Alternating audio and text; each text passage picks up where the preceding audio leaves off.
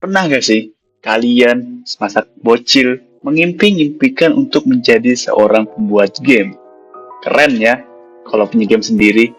Nanti aku ajak temen aku main terus kucurangin. Ya, jika begitu ini adalah video yang tepat. Selamat datang di Napdev. Di sini ku akan ngasih tahu kalian apa saja yang kalian butuhkan untuk menjadi developer. Apa tuh game? Aduh, sudah 2025. Kalian para Gen Alpha masa nggak tahu game itu apa? Kocak. Ya, benar, game adalah sebuah permainan berbasis dan berbentuk video yang tersedia di seluruh gadget genggam kalian. Entah dari IP16 sampai Nokia juga ada kok. Santai aja. Developer. Dalam bahasa artinya ini pembangun atau pembuat. Jadi kalau kita sambungin game developer jadi game developer artinya adalah pembuat game. Paham kan? Simple ini mah. Otak kera juga bisa. Terus ini ada beberapa jenis genre game. Ada RPG, game yang penuh story, dan juga mekanis grinding. Lalu ada FPS, biasanya fast pace, dan bikin orang stres. Lalu ada platformer, jadul tapi memorable.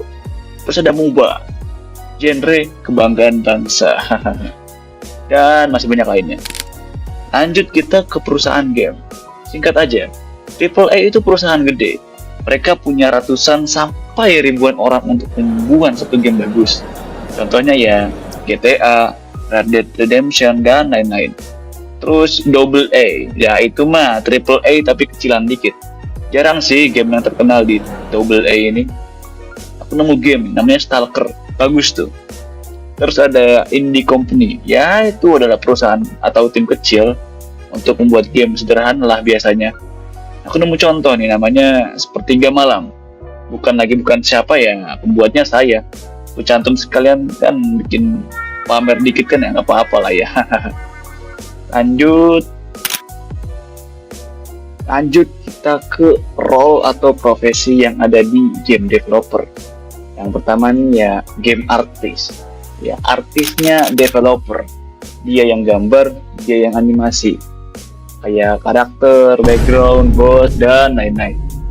Lalu game programmer. Dia itu yang bikin kode, yang bikin mekanik game bisa bekerja. Karakternya jalan, level berubah, dapat koin, level nambah. Nah itu kerjaannya programmer ini. Yang ketiga, dan terakhir, dan juga yang paling penting adalah game designer. Game designer adalah leadernya. Dia adalah otak di dalam game tersebut. Konsepnya dia yang bikin, layoutnya dia yang bikin. Ya, tugas dia adalah memanage timnya, memanage programmer dan artis untuk membuat game apa yang ia idekan. POV, game artis. Santai dulu kali. Game programmer. Walaci, pusing. Game designer. Aduhai, tim bodoh semua. All in one.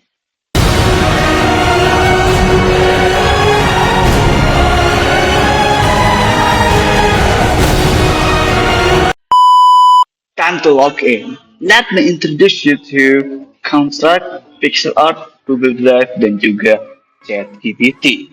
Yang pertama tuh ChatGPT, AI chatbot yang bisa bantu kalian menyapu jagat tugas berat. Mungkin ada banyak opsi AI lain, tapi Ani kasih tahu aja ChatGPT. Dia bisa bantu bikin konsep game atau bisa bikin kode mekanis game yang lumayan ribet ya, ataupun bisa bantu bikin referensi, background, art, karakter, dan lain-lain. Terus ada Google Drive. Ini bantu banget buat misalkan kalian kerja di tempat yang terpisah dengan tim kalian. Bisa untuk ngumpulin aset, audio, ataupun file game itu sekalipun. Mantap. Ketiga, kita masuk ke alat si game artist. Ini namanya Pixel Art. Website yang dipakai buat bikin gambar pixel ya, Pixel Art. Karena ya kebanyakan game-game sederhana tuh pakai style pixel. Ini adalah opsi yang bagus, Pixel Art. Mudah, tak usah di-download, mantap. Terakhir, ini dia toolsnya si programmer, Game Engine. Gua di sini milih Construct soalnya aneh kayak gitu juga. Dan Construct ini juga terkenal akan sederhananya untuk dipahami dan juga untuk membuat game itu mudah. Gitu kan. Mau bikin game kayak Mario atau mau bikin kayak Undertale, Nah, itu gampang, soalnya ini benar-benar terbasis dua dimensi. Jika kalian ingin belajar game ya, kontrak ini adalah pilihan yang bagus. Kita lanjut. Sebentar lagi selesai nih. Di kontrak itu ada yang namanya object type. Ini itu semacam makhluk atau objek atau barang yang ada di dalam game. Ada objek karakter, sprite, background, audio, dan video itu juga termasuk ya, dan lain-lain. Ini adalah apa yang akan dimainkan player. Bisa jadi karakter, musuh, enemy, ataupun koin, ataupun dan lain-lain. Behavior dalam bahasa Inggris ke bahasa Indonesia artinya itu perilaku. Dalam konstruk ya mirip-mirip lah. Jadi behavior itu yang menentukan apa fitur yang akan ada di objek atau sprite yang kita buat.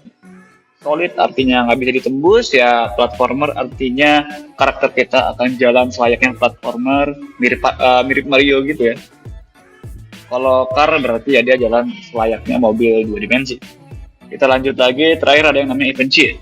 Ini yang ribet karena harus mikir kalian. Ini adalah codingan dari engine construct. Enak sih ya, tinggal tarik dan lepas, drag atau drag and drop.